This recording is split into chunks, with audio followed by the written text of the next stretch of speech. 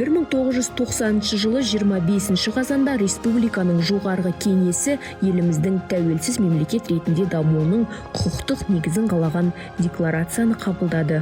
Осы тарихи маңызды қадам арқылы Қазақстан дербестіктің, тәуелсіздіктің алғашқы баспалдағын басты.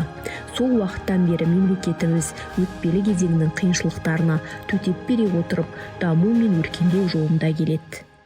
Құрметті қазақстандықтар, сіздерді еліміздің ұлттық мерекесі ұлы күні республика күнімен шын жүректен құттықтаймын. Өркениет көшіне ілескен халқымызға гүлдену мен көркею тілейміз. Поздравляю всех казахстанцев с этим прекрасным днем, Днем Республики. И хочу, чтобы все мы задумались над миром, над нашей головой.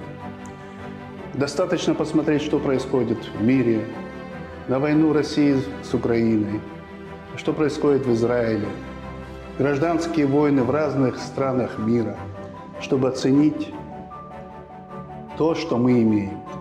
По этому поводу вспоминается хадис пророка Мухаммада, мир ему и благословения, который сказал: «Ман асбаха аминан фи сирбихи». Тот, кто проснулся в мире и спокойствии за себя, за свою семью, за свое имущество, в здравости и целости, он имеет однодневное пропитание, тот как будто владеет всеми богатствами мира. То есть, если ты здоров, если ты в мире и спокойствии, имеешь однодневное пропитание, то ты самый богатый человек в этом мире. Я думаю, каждый из нас должен задуматься над этим и ценить то, что мы имеем. Еще раз поздравляю всех с этим праздником.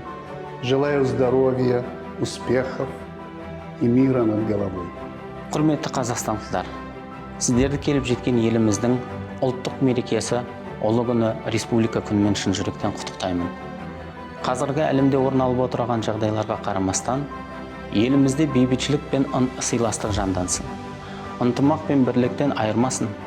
Еліміз әрбір Қазақстан азаматы үшін ол Алланың берген аманаты.